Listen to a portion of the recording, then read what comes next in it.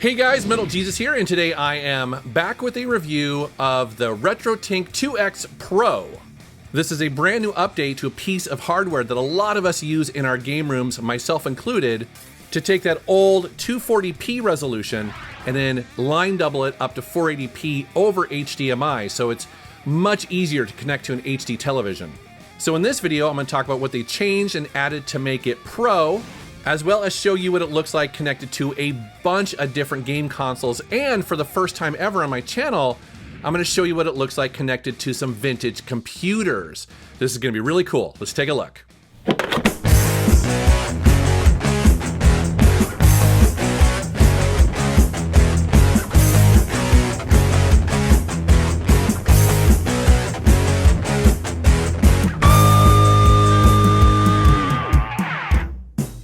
Now, if you're not familiar with the RetroTINK, here is the previous version of it. This is the 2X Classic. And the reason why a lot of retro gamers love this device is because it was so versatile. The inputs included on this are component, S-video, and composite, which covers a huge generation of gaming systems. And it output all of this to HDMI with very little latency. It was incredibly impressive. And as you can see here, it had this kind of homemade look to it with this see-through enclosure. Now, one of the things I didn't like about this original version are these two buttons right here, where you kind of have to slide your pinky in here to either select the different inputs, or you could swap the different filters that were available on it. It worked, but it was kind of clunky. Also, this version had the mini HDMI output, which I'm not a huge fan of. I've only got a few of those cables because only a few devices support it. Now let's go ahead and take a look at the Pro because there are several changes to it, as well as some additional features. So right off the bat, you can see that it has this nice injected molded enclosure, which I think does make it look a little bit more pro, a little bit more professional looking, something that you would actually buy at the store. And all the same inputs are there, so you have component, S-video, and composite, although notice there is no yellow input, and that's because it's shared with the green jack. So if you just have a composite signal, well, you just plug it into the green jack and it works just fine. And they have now switched to a full-size HDMI cable, which I personally prefer. I have way more of these lying around, so this is definitely a good thing for me. A nice addition of this Pro model, which fixes something I didn't like about the original, is that the input select as well as the filter mode is now on the outside of it, so very easy to access. And one of the new features of the Pro model is the addition of scan lines, and I'm going to show you what that looks like. And the firmware is upgradable via USB, so if they fix bugs in the future or add features, you're going to be able to do that without needing any special tools. However, with that Pro designation, there is a new price. So this model right here is $130 from the manufacturer. The previous version used to sell for $100. I believe now you can get it for around $90. I also want to mention that this unit was sent to me for review, but as always, these opinions are my own. So let's go ahead and take a look at some games and see if it's worth it. All right, so the first system we're going to take a look at is the Super Nintendo, and I am using the very popular HD RetroVision cables here. They plug into the back of the Super Nintendo and then output via component, and you see that plugged into the RetroTINK here.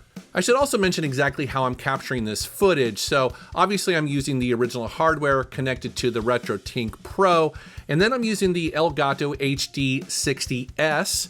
That is an external capture device, and that is plugged into the MacBook. So that's how I'm capturing all of this footage in this video.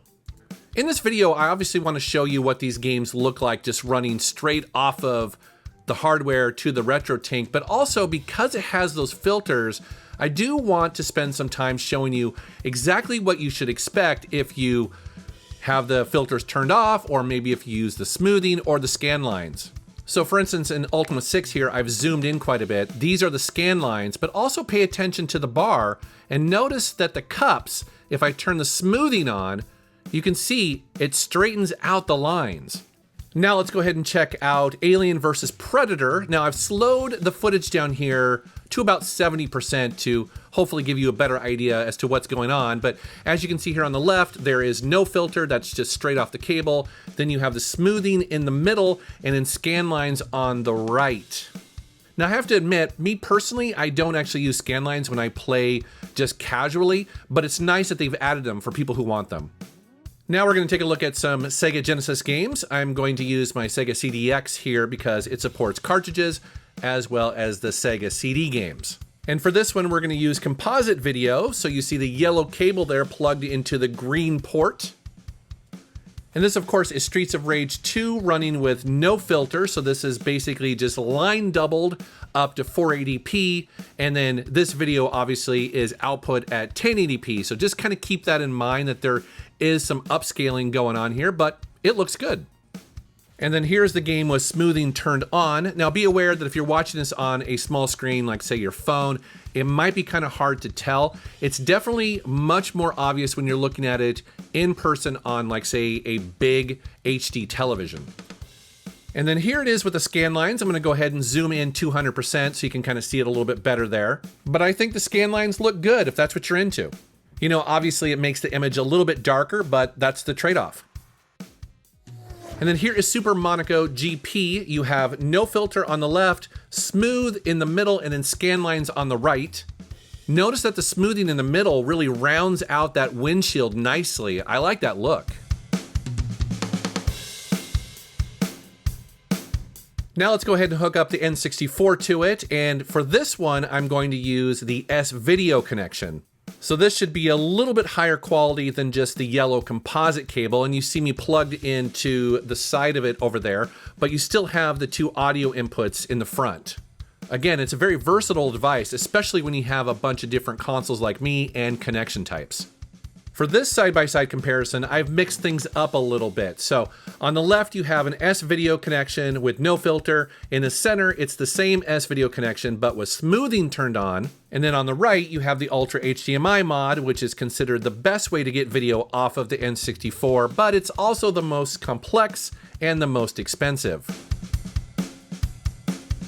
And then here is San Francisco Rush, and you can see that the smoothing when it's turned on does a really nice job of smoothing out those lines. Now, this is going to be to taste. Not everybody is going to like this, and honestly, I'm on the fence sometimes because sometimes I feel like it kind of gives it this sort of warped, wobbly look, but a lot of N64 games can definitely benefit from the smoothing. So it's to taste. Some people are going to like it, some people aren't, and it's completely optional. Now let's go ahead and take a look at the PlayStation 1, and this is connected via composite.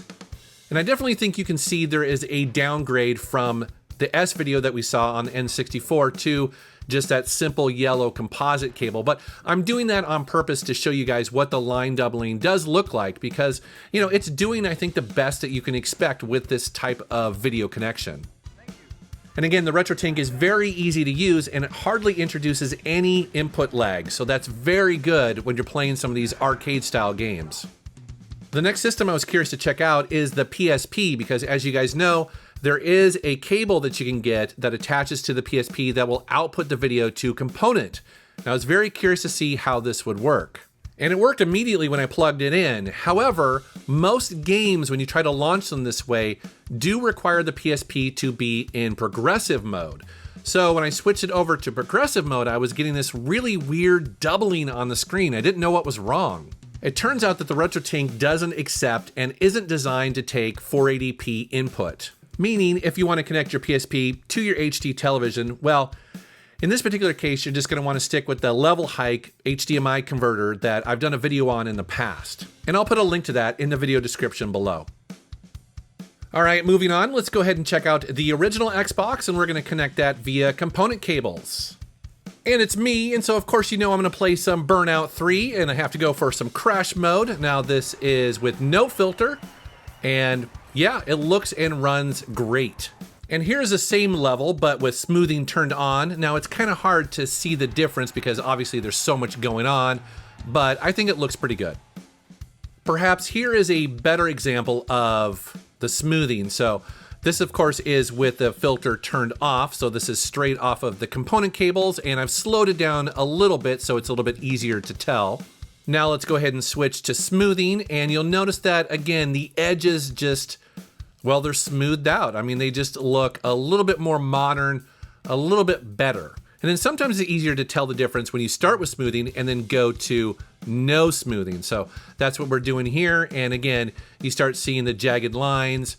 Not a big deal. And again, you know, this is to taste. Some people don't mind it at all, but at least the options are there. Now let's go ahead and check out Time Splitter's Future Perfect.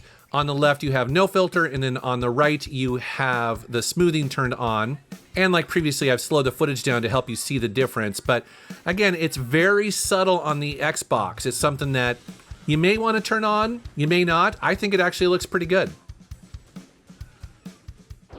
Now let's go ahead and do something a little bit different here, and let's check out the Commodore 64 connected via the RetroTINK. Now this is a composite signal, and it doesn't look right. And I think the reason why it doesn't look right is because of my particular Commodore 64. I wanted to show this because this is something that can happen with older computers, is that for whatever reason, when they get older, they just kind of degrade. And it wasn't particular to the RetroTINK. Actually, I connected my monitor and it was doing the same thing. It's just a little bit too dark. But that's not a problem because I also have a Commodore 128 computer, and the cool thing about it is that it can go into full Commodore 64 mode if you hold down the Commodore key when you turn it on. And then this is what Bruce Lee should look like. And this definitely looks really good. Now again, this is a composite signal, and then it's being line doubled up to 480p. So it's not going to be razor sharp.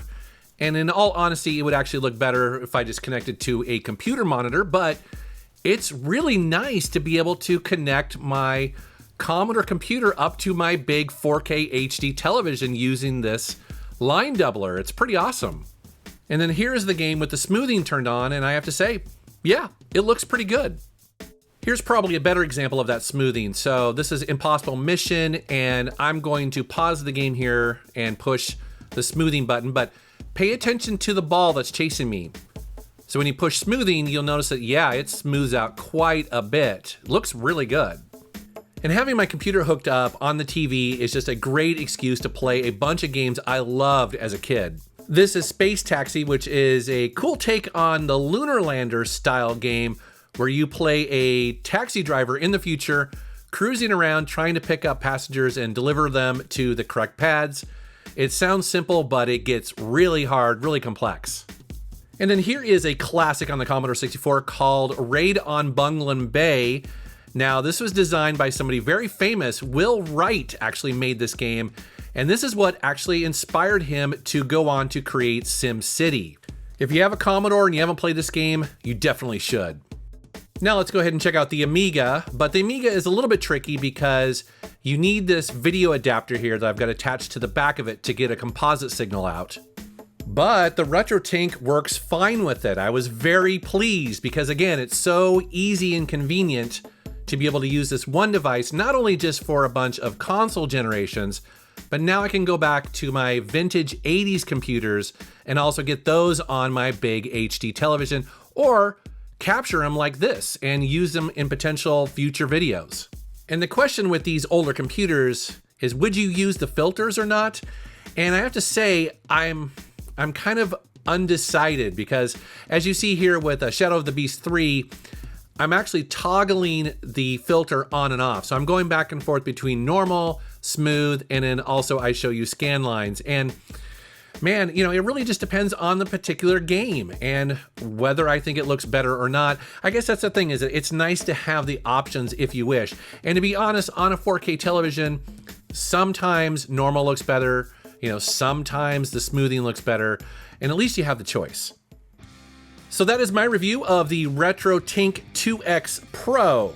Do I think you should buy one? Well, at $130, it is more expensive than the original, but it is better designed, it looks better, and also it has scan lines. So you have to ask yourself, does all that matter to you? I think for me personally, the original is fine, even though it's a little bit clunky, but it still works great. So it's hard to say. I guess I would say if you already own the original and you don't really care about scan lines, then probably not. But if you're new to it, or if you're looking for a solution that just works out of the box and supports a bunch of different connection types, yeah, you probably should jump on it. If you want to learn more about this product, just go to RetroTINK.com, or I'll put a link down in the video description below. All right, guys, thank you very much for watching. Thank you for subscribing, and take care.